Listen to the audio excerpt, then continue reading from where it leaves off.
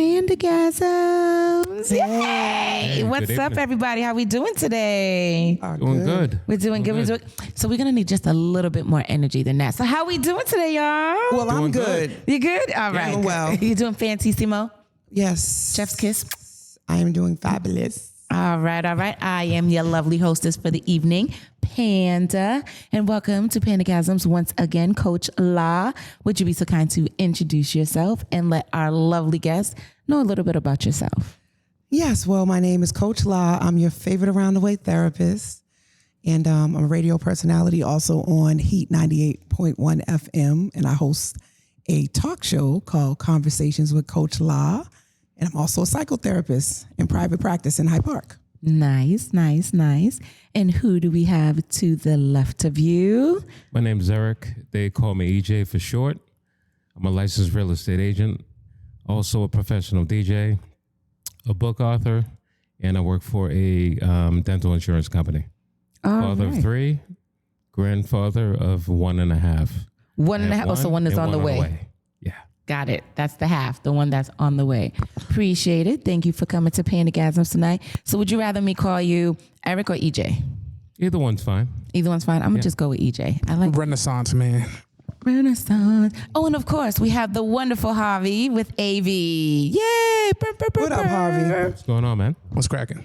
You know? All right. So you guys ready to dive in and let's talk about these fantastic topics we have tonight? Yeah, man. You trying to put people on the couch and trigger us with this stuff, but I'm ready. And that is so crazy. Maybe we should start with the last question. Oh, to no. be first. Wait, I don't even know what's last was first. So the last one that we can make first, because you said that me having you on this couch is triggering. Yeah, like these topics are hit home topics, right? Like there's no way that you haven't, in some shape, fashion, or form, I'll be 50 this year, had some engagement with these questions. All right, so therefore I'm definitely going to start with my last question to be first. So are you intentionally avoiding things that trigger you? Wait, let me rephrase it. If you are avoiding things intentionally that trigger you, are you really healing? I think that's such a dope question. I think so too, because I struggled with it and I was like, let me see what people think. And quick disclaimer, this is just my personal opinion and also Mr. Eric's, EJ's personal opinions. We are not professionals in any of this. Yeah. There is one licensed professional here. The rest of this is just open dialogue and conversation of our own personal life experiences. Mm-hmm. And even Coach La is going to throw in some experiences if she chooses. You know? At the end of the day, I am a licensed therapist, but I'm not your therapist. And this is Coach La on the podcast, social media world. So again, this is not to replace therapy. That part. This is not a replacement of therapy. Yeah, we're going to have to put a disclaimer in the beginning of the episode. We do. This is a conversation to spark self-reflection and self-discovery. Absolutely. Right. Get you thinking and maybe going to your therapist or reaching out, and maybe I could be your therapist, but again, I'm not your therapist. And even if I am your therapist and you're watching this, this is not a therapy session. All of those things, because absolutely that is exactly the purpose and intent behind Pandagasms, to get you to trigger those thoughts, that thought process, and for self-reflection on all those things of that nature. That is one of the goals and missions of Pandagasms. That's where the gasm comes in. It's a mental. Yeah. All right. So let's go. Let's dive into that first question. We got EJ when you're ready, and we have Mr. Harvey. Do you think that if you are my goodness, I'm tongue-tied tonight. Mm-hmm. Do you think if you intentionally avoid your triggers that you are healing? Coach La, she started off with no. Let's talk about it. I think you're processing. I mean, I feel as though if I'm avoiding it, I don't feel like I'm healing. And the reason why I say that is because I feel like if there's something that does trigger me, I have to be strong enough to be able to be around whatever that is. And if I'm avoiding it, then I'm not really healing, because I'm not seeing it on a constant basis and I'm not getting accustomed to seeing it. So for me, I don't feel like I'm healing if I'm avoiding it. I feel like being around it, that's going to help me to be able to deal with it a lot better and kind of navigate around it. And that's just my take. Yeah. I think there's a time and a place for it.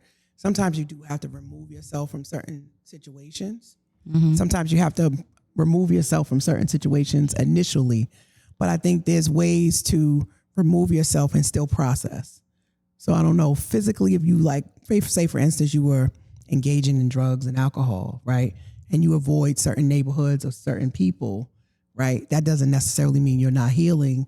It's just that that's not good for you anymore and you don't want to be around it. But it could seem like avoidance, like I just don't go over there. Right. You got to get to, I think, a certain place mentally and emotionally to go back into environments that hurt you, harmed you, or put you in situations. And you can't go to those places expecting to heal there. Mm-hmm. Got it. Yeah. I get exactly what you mean. Yeah. Sometimes you got to remove yourself. Yeah, until you do the healing process, and then maybe you double dutch with it. Like, let me go back around and see if I'm strong enough to go to those places where I was like, ew. Yeah. Am I going to, bounce back and do the things that I said I wasn't going to do anymore? Or have I grown through that? Yeah, and you'll get tempted. You ever feel like sometimes you feel like you've evolved from a particular person, place, Every day. thing, and then another situation will come up that's similar, and you'll be like, "Dag, this seems familiar," and it's like a test. Yeah. Yes. Yep. Right? Yeah. It's like a test. So I think sometimes you have those moments that you'll notice your own growth by being sort of in a similar place with a similar person, and you don't do what And you you're did like, before. that didn't even make me flinch. No. And you just talked about that. Oh, yeah. Being able to go into spaces Yeah. and not be triggered anymore. Yeah, because I mean, I feel like that's gonna that happens quite often. Because like, for instance, like if you're in a situation where, let's say you had a bad breakup with someone, right, and you're like the outgoing type, you go to a lot of events within the city. Yep. Chances are you're gonna run into that person. Now you have to make sure that you're mentally stable to be able to get into that situation without having an argument with that person, because quite obviously there's something that they did to you that triggered you, right? Right. Kind of circling back to what we talked about, before the show started, about being able to feel comfortable enough and be petty to walk in certain rooms and be like, you know what, I'm not even fazed by this. Right. Yeah. But no. Don't just give them a briefing of what we discussed off air. Give them the full rundown. What did we say off air? Let's give them the full transfer. This is Pandagasms, baby. We Right. talk So about we were it. talking about blocking. Yes, that is exactly what we were talking about. Because I think blocking is also a form of avoidance, right? When you block someone, I think often you think it's supposed to like send a message to them, but it also is a message about your own lack of self-regulation. A lot of people are going to push back on this, but you're letting the other person know you're that bothered by them. But I think they feel like they're teaching you a lesson by blocking you. But in all But if you were reality, already unbothered and I'm already not calling you and I already don't care, then how is blocking me make any doing difference? anything to me? Yeah. You only block someone who's actually like coming affects for you in a way. They're calling you. They want to be around you. But if the person's not It's not doing any of that. What is the purpose? right. So you actually are doing it for your own self-regulation because you don't feel like you're in control. Yeah. I mean, I think some folks have a strange conception and thought process when it comes to blocking. I'm just speaking to like social media. Well, that's the only place you can really do it, right? No, you could do it Or on your phone too. Yeah. The way I love being blocked. Now, see, this is where it got real funny, y'all. Yeah, you can Yo, the whole block time I'm wondering what y'all talking about. Like blocking, The that's some kind way- of thing. But y'all talking about blocking people online. Blocking Anywhere, online, in general, anywhere, it doesn't matter. Give it like The way blocking them from the I phone. love to be blocked, and then when they tell me, This is what the made excitement. it interesting. the excitement, add me to the block party, baby. Let me and tell then, you something. And then she said, "Unblock me. Tell me what I did so I can do it again." That's what she said. what Yo, what was Coach, the can you tell- last can you- straw? can you tell us what's wrong what with Panda right pissed now? you off so much that you had Well, to block? I did say she was, that was a little sinister. It's a little touched. And it is very intentional because What do you get out of that? joy. You get joy out of Yes, knowing. that you had to block. I bother you so much. Anytime you see Manda Panda or that's- Soca Panda, you're like, ugh, That's reverse psychology. oh my, no, it's not. I absolutely love it because you're so bothered by me because what did I do? Yeah. You could have probably really done something though. Yeah, I held them accountable or something like Well, that. I didn't know what you And had you know done. what? It don't even matter to me. I don't care. I Really? love You don't being, care? Well, no, what if you're blocked and it's not for a good reason, So though? fine. Everybody has their own truth. To me, in my mind, in my head, if it got to that point, there's something, okay, I could have done something to you, but we could have talked about it. If me and you was me and you, we could have talked about it. And if a conversation couldn't have fixed it, then were we ever really anything? That's how I look at Yeah. it. Well, I get to your point. That's how I look but at do it. you? So I have a scenario that happened where a daughter blocked her mom. What did the mother do to her? Again, Maybe but she was a that- bad mom. So because she's her mom, she's not supposed to block her. She's still healing from whatever trauma her mother gave her. Well, how do we know that? We don't, but we What, can't what just if be. what if the daughter's the one that's giving the mother trauma? Then that, hey girl, do what you need to do so you can stop traumatizing your mama. I'm all for the block party, baby. If blocking me helps you sleep at night, add me to the list. Well, I do think this. If you're that bothered by it, you should do whatever you need to do. Whatever you Right. need to do. However, there comes a point of if you're doing that with most situations, most Maybe you're the problem. right, that do something you don't like, you have a disagreement and they hold you accountable or they tell you, nah, you can't treat me like that. And you You don't block like them, it. You don't want to have a conversation or you apologize, but you do the same thing again. You It's might probably- be the it's probably problem. a Yeah, blessing I mean, in I've- disguise for I've the never- person For the that person got getting blocked. That got blocked. That's why I enjoy it. I mean, I've never been bothered by getting blocked by somebody. It's never It's like, bothered me. I'm not going to come to you, try to have a conversation with you to ask you why you blocked me. Me either. Listen, I see that I've been removed. I'm Thank you. all good with that. Yo, I feel a type of way when I get blocked. I'm gonna say that. Cause why not? Like it depends on the person, but you never think about like what did I do to cause this person to want to block me? When it's your partner, and this is where you got to have your truth, right? If you and your partner are going through it and they block you in the middle of an argument, you're gonna be pissed. Nah. I'm not going to be Stay bothered by there. it. Stay there. Yeah. Stay there. Please, willingly. Don't unblock me. Don't come Coach, back. Because, so bruh, this the is party I'm going to interesting. have with you when you unblock me, now I'm going to be such a bitch. But why? Because- if it's no big deal, then why even? So be then leave me upset? blocked. I'm not upset. Now I'm going to have some fun. This is fun to me.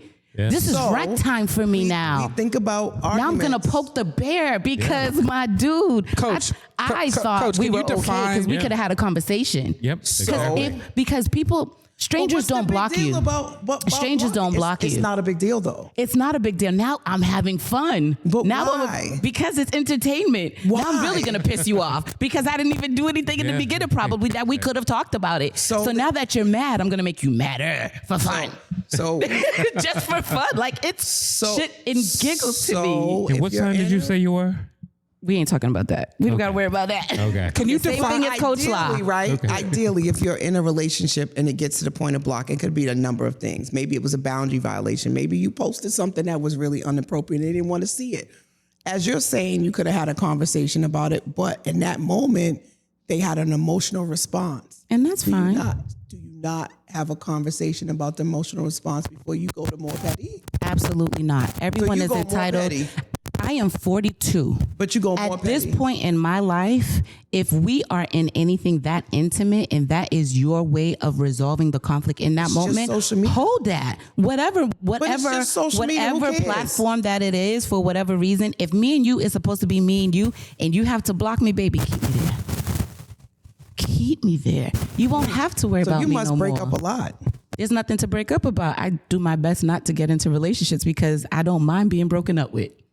I don't mind being blocked because we could have talked about it. I love to have So conversations then why not respond with that? because you know me well enough to know Maybe that. not. They do. Maybe People not. do. And let me tell you something. People know what they are doing. They just think you're dumb enough to think that they don't know what they're doing. So And I hate to be played in my face. Like, don't play in my face. Didn't you just read the status, not take me for idiot? Like, that is the worst thing you could do to me Yo. is try to play in my face. What's the definition of a defense mechanism? it's to keep you safe. Is that what we're seeing right now? It might be. It definitely is to keep you safe. So when because you're having an emotional response to it, even if you don't think so, right? So I know it is. I know. I know it is. I know you it is. know. I'm extremely Right? aware that it is Right. an emotional So that response is and I shouldn't do it. That I should just continue to go on with my life because I am that emotionally aware and mature enough. But sometimes I don't want to be. Okay. Well, at least you're acknowledging Yes, that. And I give you do. a high five. I do. So that's I a acknowledge different that. response because that's self-awareness. It doesn't mean when you're self-aware that you make good decisions. No, or that you never change, said that. I absolutely know Or that you self-awareness. change your behavior. A lot of people are self-aware and they keep doing what they do. And they keep doing what they're doing because they know what they're doing. She just welcomes it with open arms. That's all. I do. Well, I'm like, come here, baby. Come in with the foolishness. So I'm assuming if they call you out on it, you're gonna be like, you're absolutely right. Yeah. And now, since you want to play me in my face, I play Yes, you in your face. I do. And so when does it end? With that conversation, if they reach out, because there's nothing ever to discuss again. But would you be open to that when you're already in petty mode? Yeah. I'm always ready to talk about it. That don't mean it's going to change what I did or how I felt about the situation. Just because we had a conversation doesn't mean we. I feel like that should be. A conversation doesn't mean reconnection. That should So be the aren't best you approach. aren't you like doing the same thing as the person who Yes. blocked you then? I am. But the thing yes. about it, Yo, I love am the matching about- energy. Yes. thing about Is it it wrong? is when she- Yes. is Should when I they- do it? No. is Am I when going they to? approach her- Yes. When they approach her with the conversation, her response is really gonna set them off.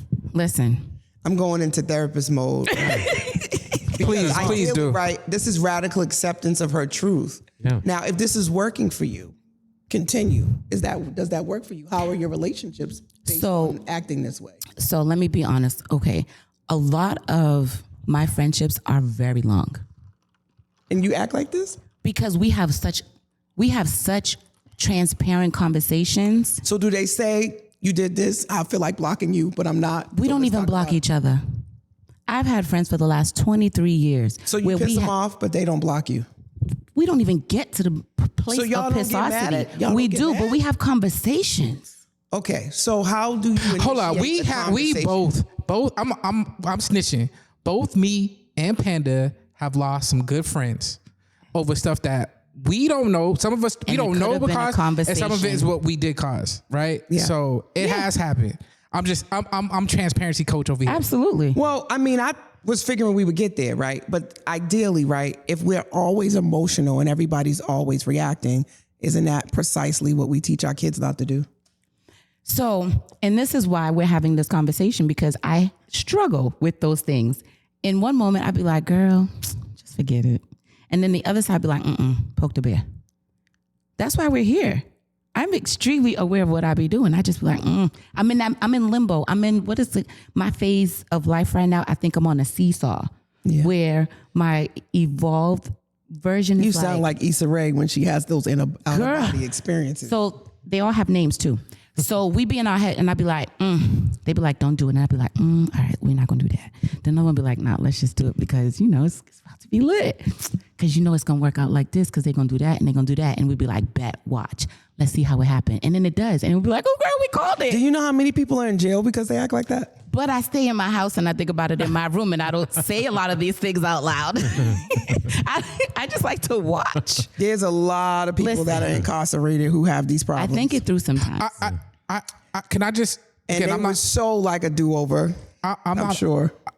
I'm not a clinical. I'm not. Can I I don't just? go that extreme that I gotta go to jail. I got things to lose in life. That is why I said it. Now, And I that just is why poked the a lot bear. of things I so don't as do much as because I she's have things saying to that, lose. Yeah. she also knows who she can do it to, how far to go with it, and when to reel it back.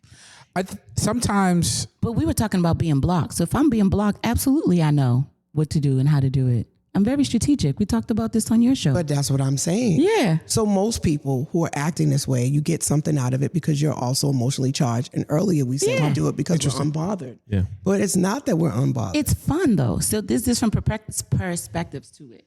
Emotionally bothered as far as what? Like I'm not sad about So it. To me, it's you fun. know what the 6 primary emotions are? Tell me. Okay. Sadness, anger, disgust, happiness, fear.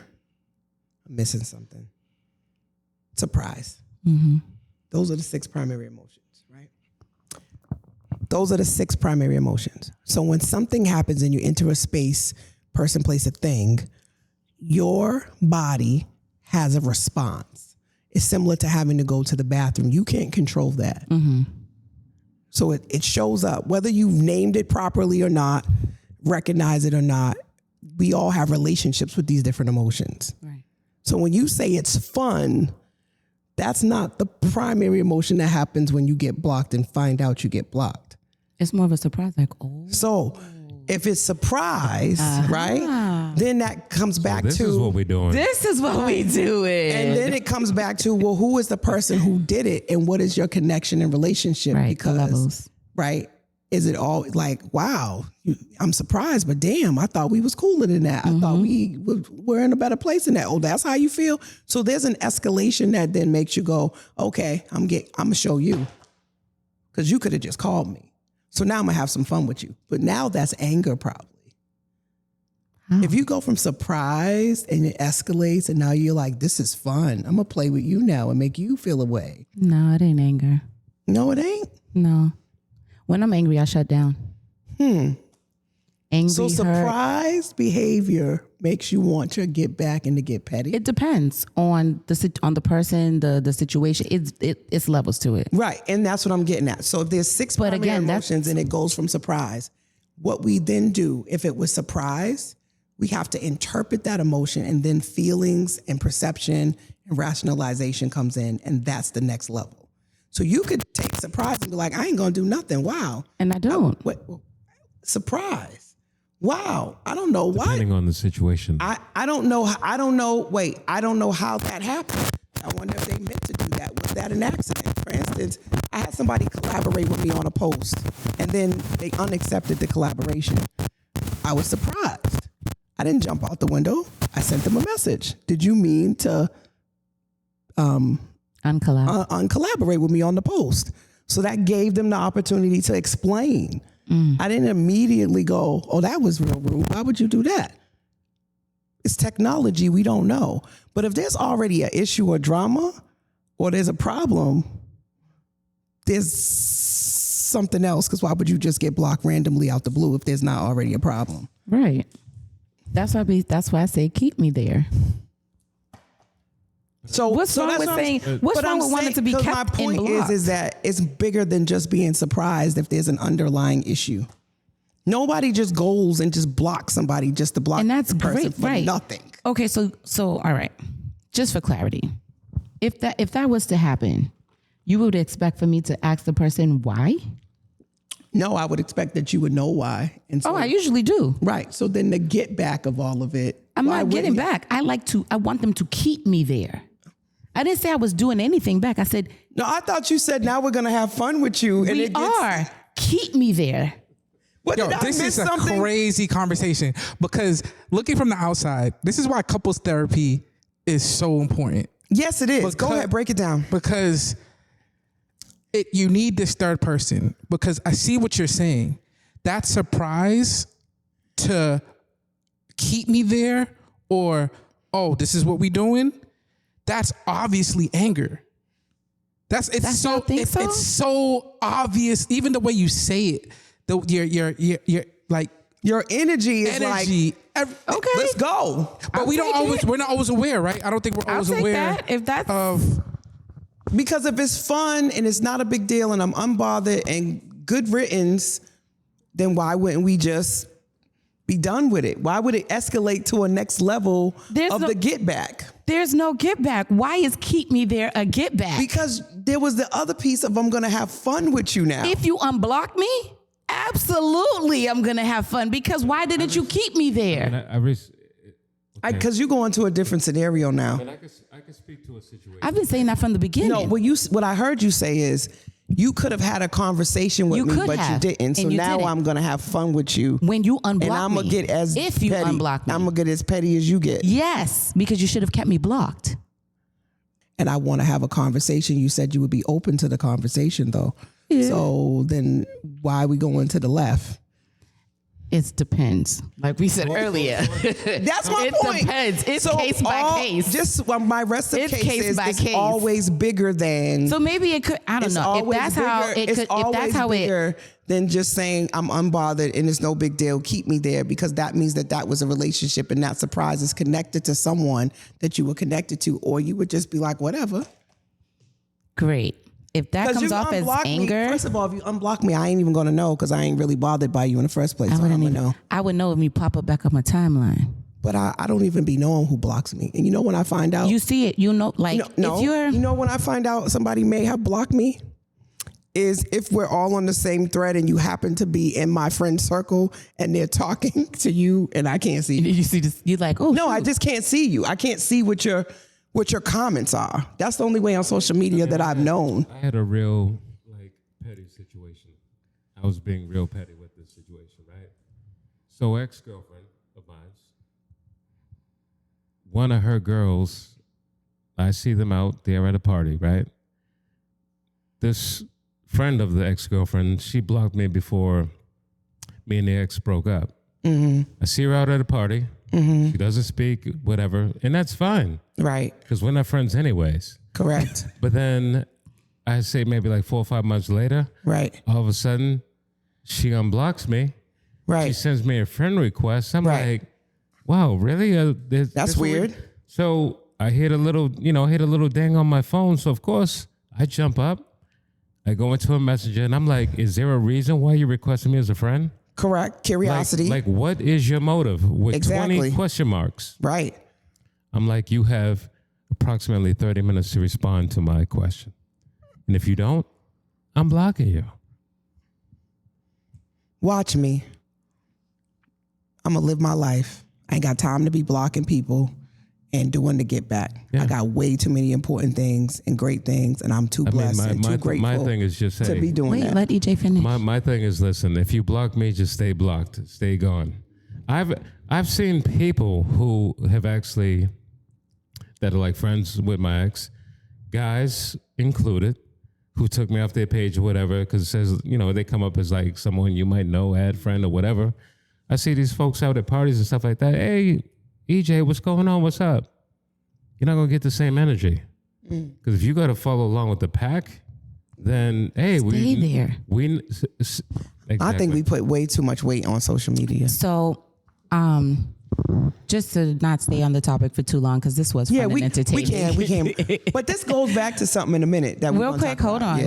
Yeah. If it comes off as anger, I'll take that. I am A-okay with that being reflected as such. Thumbs up, kudos.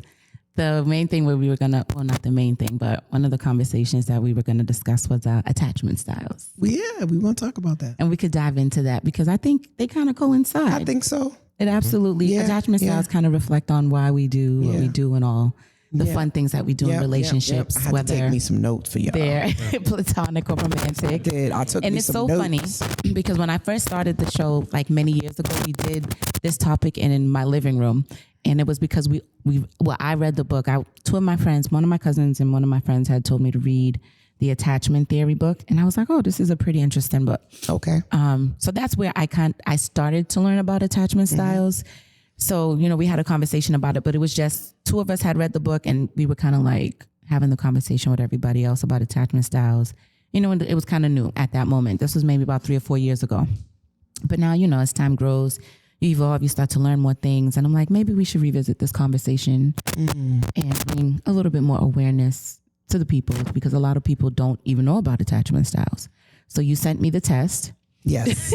And I sent the test to Harvey. Yes. And I hate tests like this, to be honest with you. You don't like personality type tests? I'm not a big fan. And It was more for a conversation starter. right, got just it. for conversation.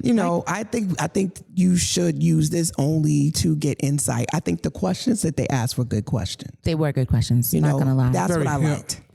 I like the questions. I mean, people don't necessarily like the results, or they feel like the results could be skewed a different way, or maybe they're racial based. I mean, they can get all to the details, but it's really to get you to think. Yeah, Yeah. it is. Intentional poke the bear because I think he gets off on it. He's a Sag. He does. Gets off on We're discussing the attachment styles, and I took the test. I got a 76 out of 100 of securely attached. It says the y-axis shows the percentage of respondents in each score range. The average score for this test is 60. Blah blah blah blah blah. Oh, yeah, I got 69 and 86 securely attached. Yes. I got securely attached. I didn't know we was doing the percentages, but I didn't know either. I just read it. Yeah, that was actually really good. I have mine on my phone too. Javi took the test. Javi, what did you get? Yeah, I got securely attached. Am I doing a number? No, you don't have to do the number. I got securely attached. Okay. Everybody in this And room is EJ, you got the securely securely attached? Securely attached, yep. All right, psychotherapist who sent the quiz. Yes, I did. I sent the quiz, excuse me. And what is very interesting is just how everybody in this room is securely attached. I don't think I've ever had that happen. Now, prior to me becoming a therapist, because when I was in school, they had us take these kind of tests too when we were doing child psychology and human development, and we started talking about attachment styles. And I was anxious and insecurely attached.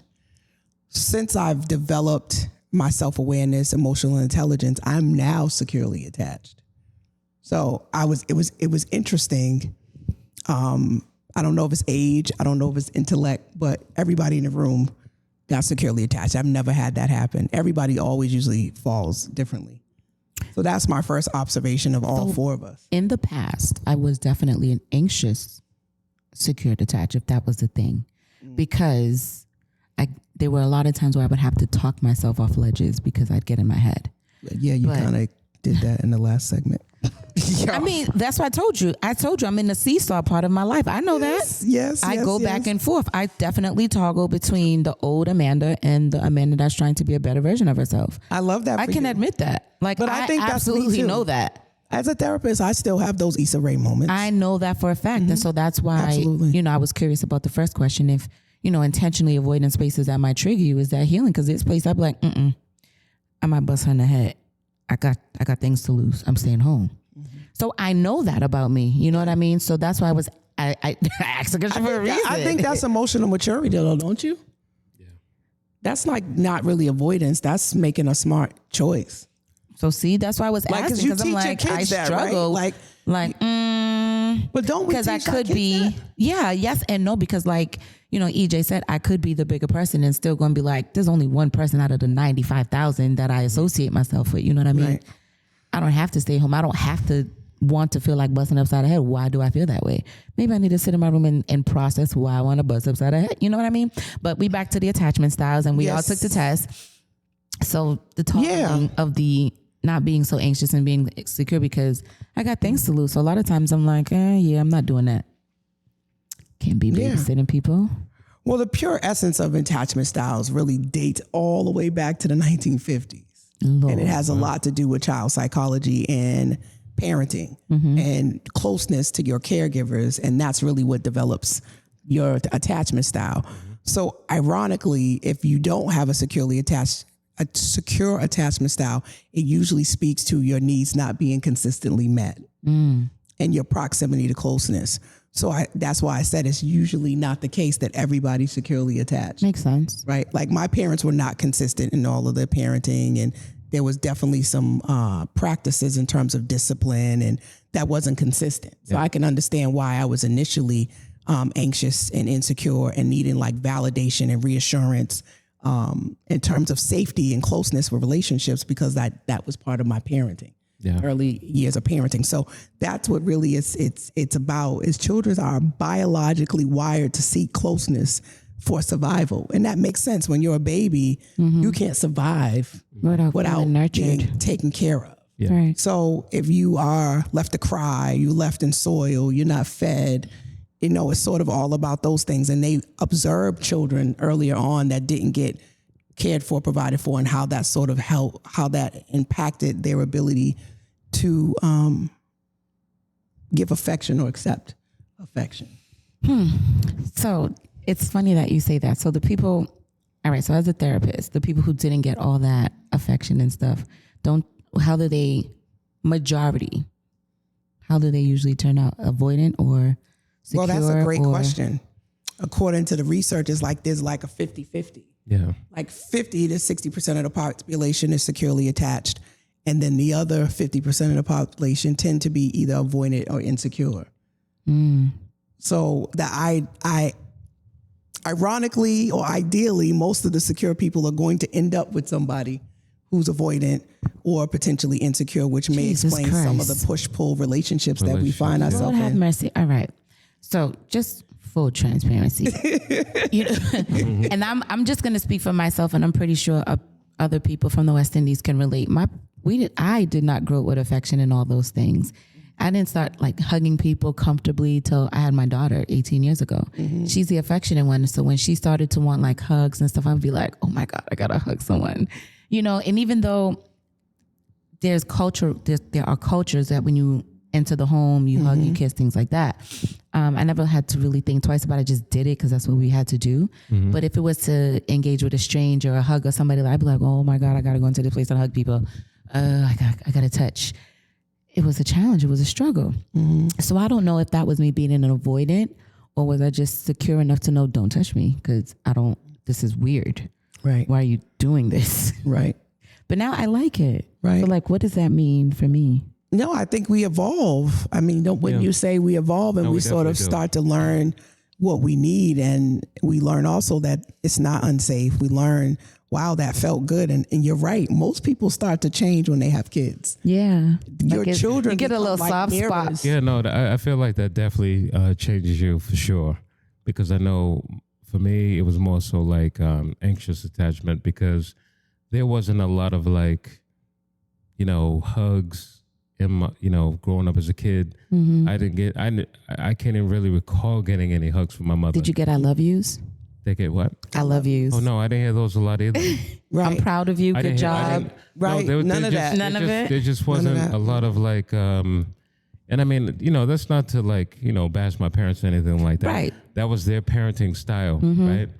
So, I mean, I was involved in so much stuff like spelling bees, playing football all throughout high school, like looking on the sidelines. I didn't see my parents on the sidelines cheering me on like, oh, my son's out there, playing his football game, whatever. They were so wrapped up in just their own conflict that they had between them and always wanting to work to make more money Yeah. versus taking that time and investing it into me and my sister. Yep. So as once I became a father at the age of 18, I chose to change that narrative and spend more time not worrying about the money, but investing more time in supporting my children and loving on them. So I tell my kids all the time that I love them. I'm proud of you. Great job. And those different things because I feel as though that helps to boost their self-esteem and it's going to help them in their relationships as well. It does. Because they're going to know what love feels like, because I don't want them to go into a relationship blindsided and not really knowing how to love the person that might be right for them. But since they were never taught that, they can't cultivate a loving relationship. That's bars. That's so true. Because I think that's where it starts. And it starts with us, right? We really are our children's first teacher. And most of us really are not taught about emotions, or it's very confusing, like in terms of like how we're loved, Yeah. right? Like Healthy growing love. up getting whoopings or beatings and told I'm doing this because I love you. It can be confusing to a child to really make sense of pain equaling love. Yep. And I get it. I understand, again, not to bash our parents. That's what they were taught to do. But when you really think about it, a lot of people, I think after a while, kind of disconnect from their own emotions. And some of our parents can be like, I'm bashing my dad because he just wasn't around for no reason. Because like his sisters and his mom was around. And I think for me, like I didn't get kind of similar experiences, but I never felt neglected intentionally from my mother. It was just that she worked a lot and I was difficult to raise. Yeah. But for me, like I always looked at other people's situations when they had the father in the house and the mom in the house and, watching Full House and Family Matters and stuff like that. Like for me, like my aspiration was always to be able to provide that at some point as I got older. So I don't know what I would have tested early on in life.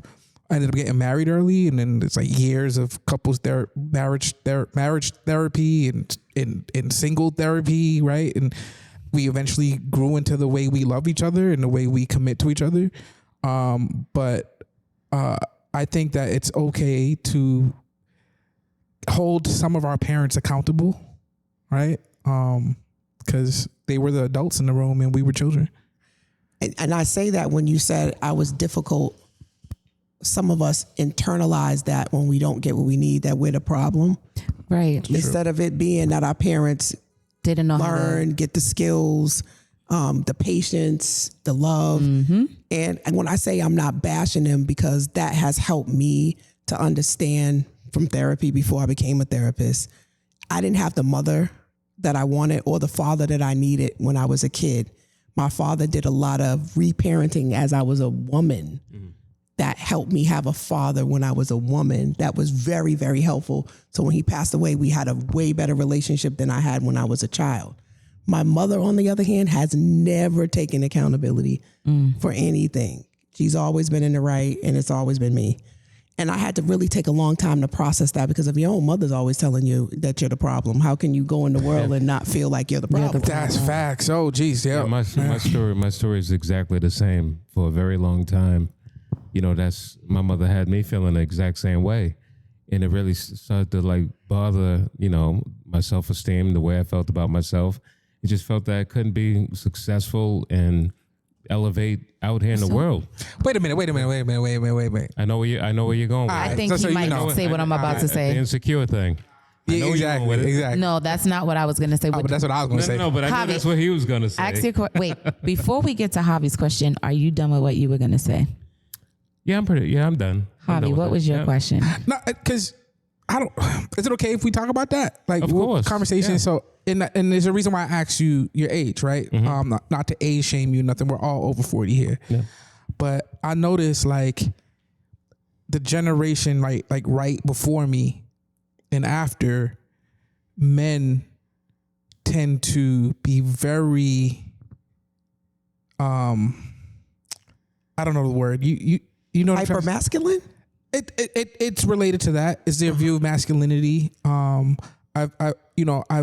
worked with a lot of prior incarcerated people who've talked about how masculinity kind of put them on a path that they went on where they really couldn't deal with their emotions correctly.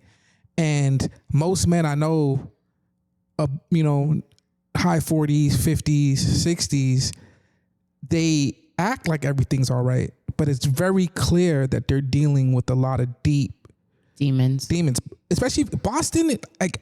Boston in the 80s and 90s was crazy. What was a tough era? It was. I'm traumatized, and I was kindergarten. You know what I mean? Like, yeah. I mean, there were times where when I first got my driver's license, when I was at the age of like 16 and a half, when Church's Chicken. I'm not sure if you remember that. It used to be like right up the street here by where the church is. And my mother and father would be like, oh, go get us a bucket of chicken from Church's Chicken. I'd be driving on Blue Ave and they're shooting facts, yeah, across the street, right? Yeah. So I got to put my mother's car up on the island, not even making the U-turn, come up on the island, turn around, go back to the house. Like, I can't get that chicken there. They're shooting out there. So for someone to experience that and also say, like you said earlier, that I've never been insecure. Yeah. As a black man in Boston, as a black man in America, it's hard for me to believe that. And you kind of told on yourself just now. Mm-hmm. No, I did. You know what I mean? So I'll take that too. And I'm not trying to psycho out. I have no skills in this, so I don't want coach to be looking at me. I told you that I called bullshit on you earlier. Yeah. Well, I think at the time when I was asked that question, I was when I was asked that question by the lady that's sitting to my right, I think I was pretty much correlating it to being in a relationship. You know what I mean?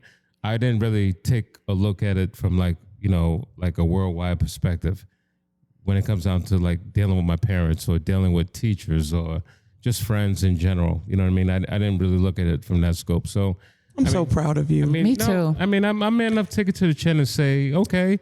Man, the self-accountability is real today. Yeah. The transparency here is real today. Right. We're clocking it. And that's why I ain't doing that. Yeah. Well, and the thing about it is, right, this is not an easy place to navigate, especially as a person of color, with all of the things that are perpetuated on us about who we're supposed to be and what we're supposed to do. And we get to these big ages and we sort of, I think, get more comfortable in our skin and start to push back. Wow. And I feel like that's why now, you talked about my glow up, I'm more comfortable who I am now. But it took a while. I've watched the journey.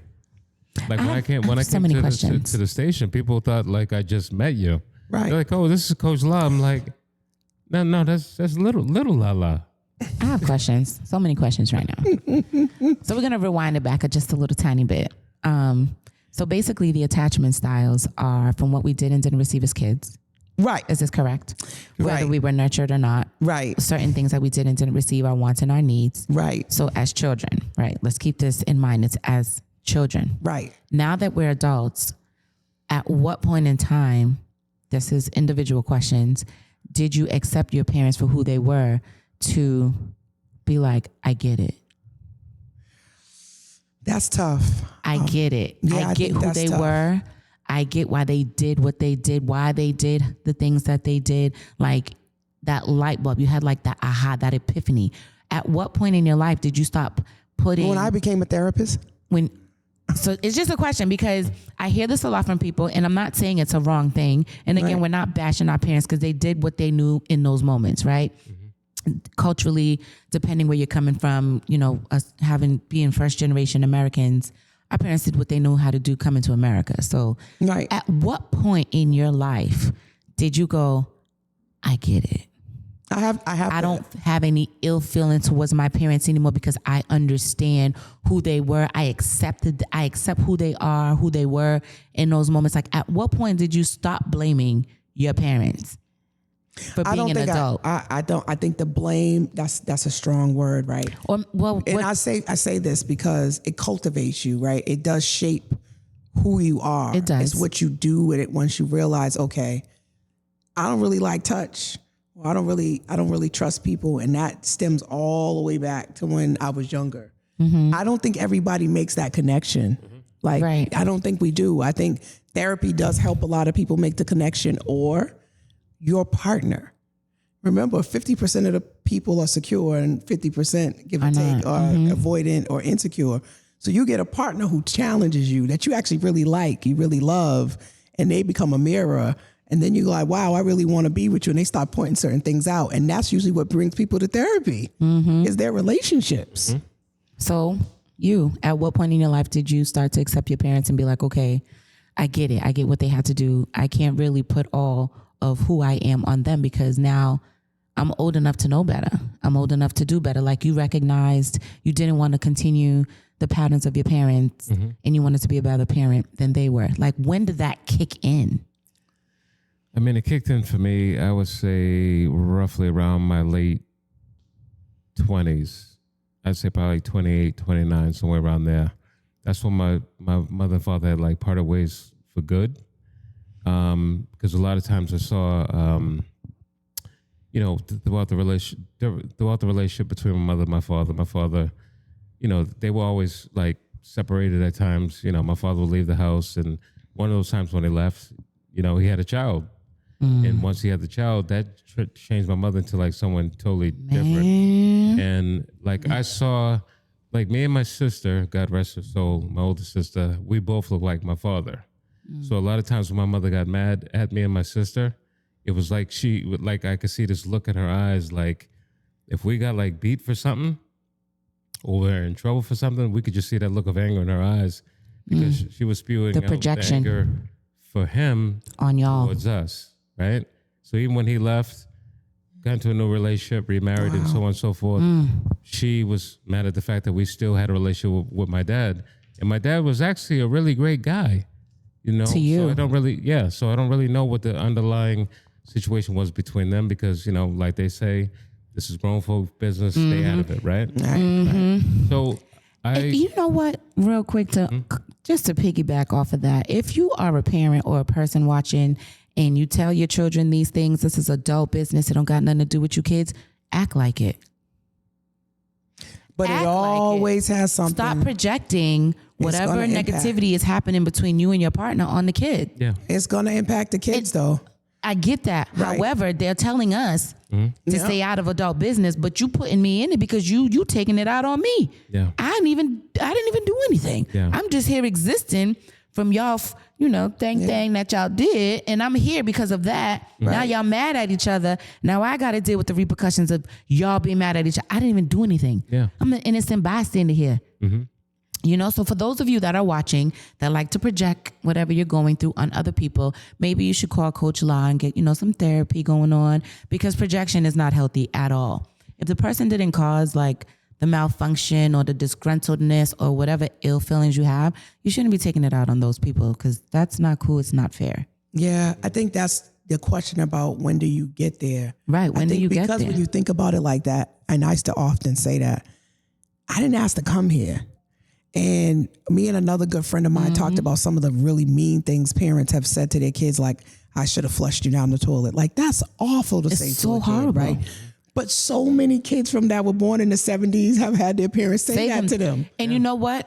Sometimes as a parent, when I became a better parent, emotionally aware, I read a book of The Unemotional Available Parent or something along those lines.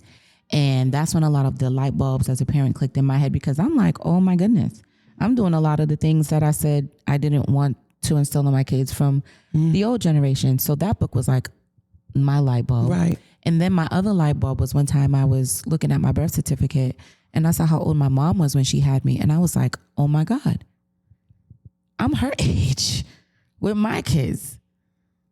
So I could only imagine what she went through, having to learn another language, because she spoke Spanish first. It's her first language. My father knowing only Spanish, but I'm the baby. So of course they had to learn things along the way. But I'm like, it makes sense why they did what they did and how they did what they did. Yeah. And you know what? They were my age. Like, right. My kids are going to look at me and be like, well, my mom didn't do this and she didn't do that. And then when they get to mine, they're going to be like, oh, damn. Right. How can I really judge her or make her, look at her in a certain light when what was she going through? Right. And I think that's a key point. I think when I said all of us had a secure attachment style, and I said before we got on air, there's a level of insight, intellect, and self-awareness in this room. Everybody's talking about books they read, they're authors, they've gone to therapy. Like, that in itself is all the things that have helped us evolve and to have the insight to see our parents in a different way, which is why people always talk about education and reading books and going to therapy, because that's how you learn, especially if you didn't get it from your parents. How else are you going to get it? How else are you going to get it? Because they didn't know. They did what they knew. They did what they knew. Listen. Absolutely. And quick breakdown of the different attachment styles. I know we have. So let's break them down real quickly, just so everybody knows. So we already talked about secure attachment styles, right? So secure really is just being able to be comfortable in your own skin. You're not constantly looking for validation from your partner. You're okay with conflict. You're okay with them having a life, you having a life. You're not doing things like just blocking them because y'all had a misunderstanding, things like that, right? You're going to be good. You're good. They're good. We're good. You're going to be looking for comfort with intimacy. You can also have independence, and you can depend on the other person. You're okay with expressing your needs and your feelings and extending empathy, and also extending grace. Like, you are good in your own skin, and you're also good alone, but you're also good in a relationship. When you think about secure. The other one is to be anxious and preoccupied. So you think about that person that you call, you text them and they don't text right back, and they're texting you 3-4 more times, or they're calling you like, yo, we good? Why you not responding? Right? Or they just show up at your house, right? Or they don't even give you. I've had that happen before. Right. They don't even give you a chance to respond, because they're already like, yo, you with somebody else. And you're like, we was just good yesterday. What's wrong? Why are you tripping? Chill, relax. They're constantly hypervigilant and uncomfortable, or needing validation, reassurance that you still love them, that you're still there, that you still care. Unprovoked. Because so things like, do you still love me? Are you sure? Right? No matter how many times you say you love them, they go, I don't believe you.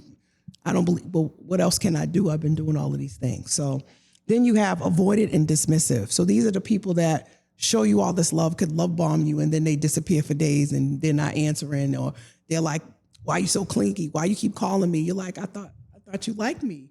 Do you still like me?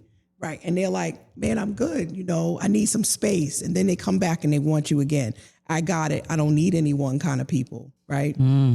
Values independence versus intimacy. These are the people that they work all the time. They want to have a partner, but they don't really spend no time with you. Your feelings and of the relationship. You're clingy and you're doing too much. Right.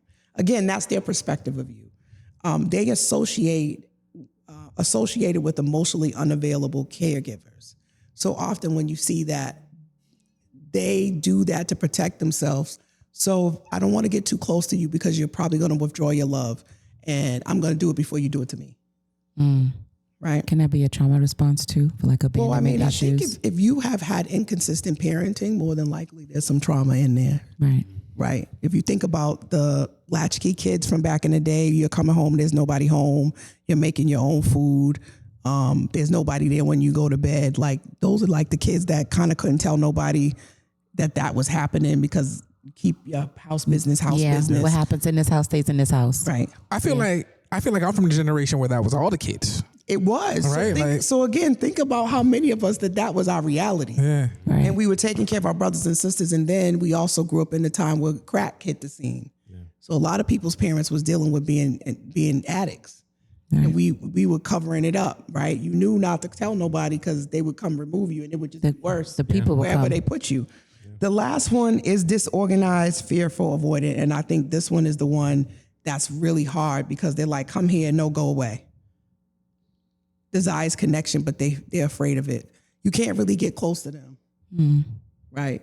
I don't know if you met people like that. It's like it's very confusing because you think they want love, but then all of a sudden they're like, "Yeah, I can't do this," and they don't really give you much explanation. They just like, "I can't do this."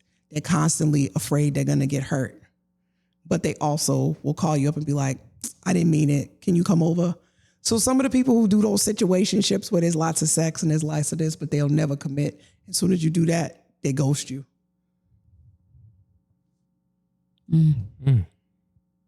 There's those. Yeah. So And that those one, are people that should stay that's single. the one that has more of a connection to trauma, neglect, or abuse. Which one? The dismissive fear? Disorganized. No, the the disorganized, disorganized? fearful, avoiding it. Because love was, so imagine if you were constantly either sexually abused or you were getting beat, but this is supposed to be the person who loves you and cares for you. There's this connection that if I get close to you, you're going to hurt me. Because all of the people who were supposed to take care of me hurt me. Right. Child. Which happens a lot. Right. Yeah. No judgment here. It happens. This is a lot of people's story, and this is why therapy is there. It's sometimes hard to find the right therapist. However, the resources are there if people wanted to do the work. Right. Put the and effort in. acknowledging that, right? That's tough. Right. Right. To really at one point, like every relationship you have these patterns where this is happening. This is where I believe as a clinician, personality disorders start to get formed over time, and we're repeating this over and over again. It becomes part of your character. Yep. And that's Character what a flaws. personality disorder really is. It's a character flaw that never gets addressed that ends up being part of who you have become. Yeah. So I just got the 2-minute warning from AV that we got to wrap this up. And this is such a wonderful conversation because that last piece kind of, would have been the perfect segue into self-awareness versus emotional intelligence because, I had a whole misconstrued, but maybe we got to bring y'all back. Yeah. Yo, for Part sure, two. bro. I'm over here like Yeah. on every Part word. 2. I think so, because I don't know if we got 2 minutes to just. We don't have 2 minutes to just run through that because my whole thought process between the difference and the similarities, off here when we talked about it, I wanted to just bring that to light because other people might feel the same way. So y'all want a part 2? There is going to be a part 2. We have to have the part 2 on, the differences and the comparisons of being, We got a part 2. yeah, gonna do a part self-aware. 2? We got a part 2. Yeah, Part two? We got a self-awareness part 2. and your emotional part. intelligence. So just a real quick recap. I might not remember everything, but all the things we discussed. So if you're, tiptoeing in between, like how I'm on the seesaw between being petty and unbothered. Because add me to the block party. No, so, but I love it. I love your self-awareness. because baby, Right, why right. are you here? And it's emotionally intelligent too. At the end of the day, we are having human experiences We all are. day long. And this human experience that I'm having is actually so amazing. And every day I look back, listen, the reflections that I have on the daily are insane. But anyway, let's just do a quick love you. recap. We discussed if you're intentionally avoiding spaces that can trigger you, are you really healing? We discussed attachment styles. We have. We've realized that we're in this moment all securely attached, but I did, evolve from being anxiously attached. too. to being secure. Look, we were all anxiously attached, you know, and there is still a little bit of anxiety in me, but for different things. It's not about relationships with people. Because I for me think I do pretty well with my intimate relationships that I have with people. If I care about you and I value you, you know, we and Mike Flynn. I do so much better with it now. My nervous system is so much calmer. My nervous system is so relaxed. Right. Like I can be angry, but not like how it used to feel. It used to feel like it was unbearable and I couldn't handle it. Now I can recognize the anger, sit with it, and then address it. Yeah. So I don't feel like I'm triggered. Wait till you turn 50. It's going to get even better. Right. I don't react like I used to. Yeah. That was my goal for this year, to learn how to react to situations differently. And I think I'm doing a better job than I was doing last year. Yeah. What are we in, April? I think that's the unbothered for me. Man, the way I laugh at situations, but and you know what I also and I move on to the realized? next because life is still happening. Yeah. It's so what we just said beautiful. about our parents, I apply that to people. Yes. Like often their behavior says more, going it says through more right about now. them than me. Yeah, absolutely. So there's that part, the attachment styles, and then we just briefly discussed about self-awareness and emotional availability. And I absolutely love you guys being on the show today, getting all this perspective and conversations. Just don't block me when you leave today, because I want you back. Listen. We need each other. We need each other. But I'm gonna block you just so I can see how much fun you can have with me when you unblock me. Girl, I will pull up at your house, at your office. Don't play with me. Don't let the anxiety kick in. I'm coming to your office. Like, hey, I'm gonna text you, Coach La. I'm texting did you you block tomorrow. me? I'm gonna Did text you you block tomorrow. Yeah. I'm texting you. No, I so, but blocked with that, That everybody, is peace, funny. love, and light. Can you let the peoples know where they can find you, Coach La? Yes, I'm on all social media platforms. Therapist_Coach LA. And where can they find you, I EJ? am on Facebook, Eric Jones Sr., and I'm on Instagram. I am EJ_Spen on Instagram. All right, you guys. Peace, love, and light. Tune in every Wednesday. Till next time. Till next time.